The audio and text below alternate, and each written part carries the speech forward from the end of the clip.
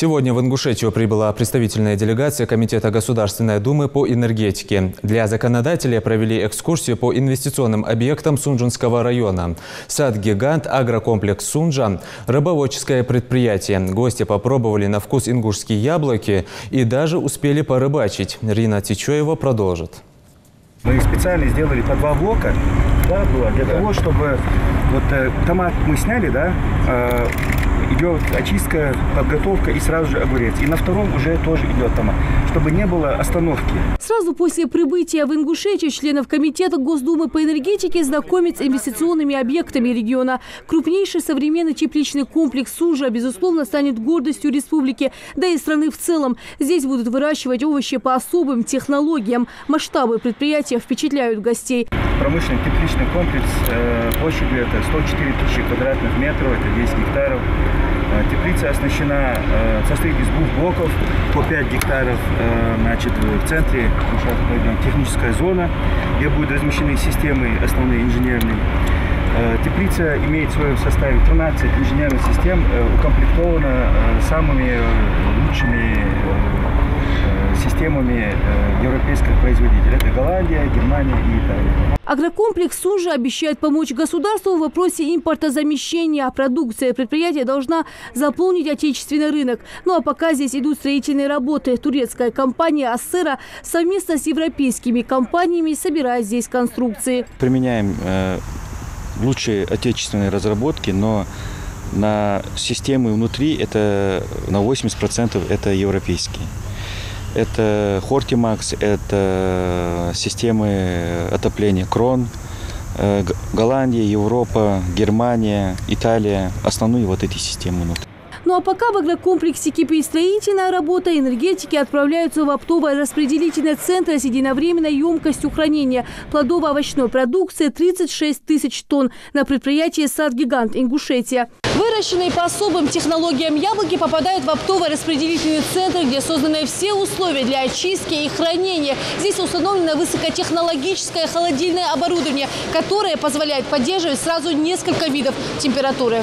Возможности оптово-распределительного центра так велики, что он вполне может принимать на обработку не только собственный урожай, но и фрукты из соседних регионов.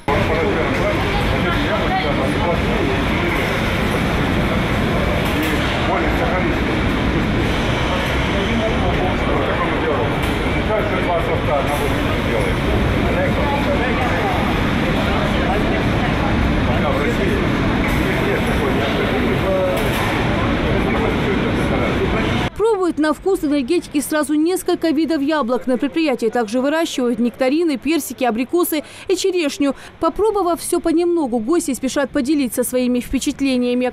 Только с грядки, понятно, что это совсем другой вкус и действительно очень приятно и вкусно. А вы были ранее на таких производствах? Нет, не приходилось. Поэтому вдвойне интересно, и то, что я видел, конечно, впечатляет.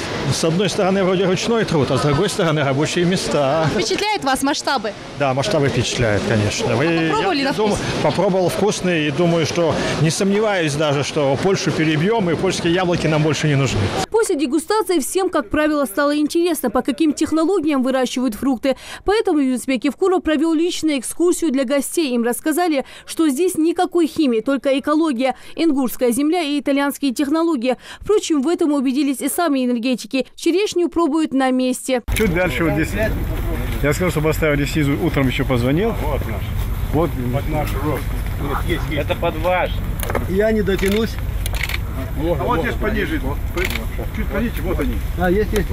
Сад-гигант – первый интенсивный сад в Ингушетии. Проект по выращиванию фруктов позволяет собирать до 55 тонн яблок с гектара. Сады были заложены в 2013 году. Сегодня здесь выращивают более 15 сортов яблок. Председатель Комитета Государственной Думы по энергетике признается, предприятие такого вида не может не радовать. Это одна из причин развала Советского Союза, то, что мы им пустые магазинные полки, а пустые не потому, что плохо работали или мало работали, а потому, что не умели хранить.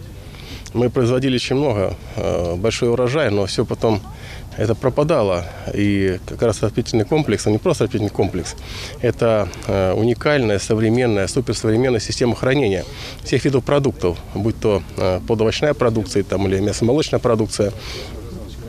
и при этом сохраняются все лучшие качества этого продукта. Яблоко, которое сразу попадает на этот склад, на этих условиях хранения, потом хранится бесконечно долго и попадает уже на стол конкретному покупателю, потребителю, как будто вчера сорвали. Это высокое качество продукта, поэтому, конечно, это не может не радовать. Следующая остановка – рыбоводческое предприятие. Здесь выращивают форель, белого амура, зеркального карпа, а также разводят осетровых. Павел Николаевич, а там дальше протекает самая такая центральная речка Ингушетии – Аса.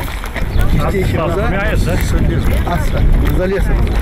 Она очень быстрая, просто она холодная. Сегодня программа «Микс Москвы», там вот это, выпущены 1000 мальковых сетра.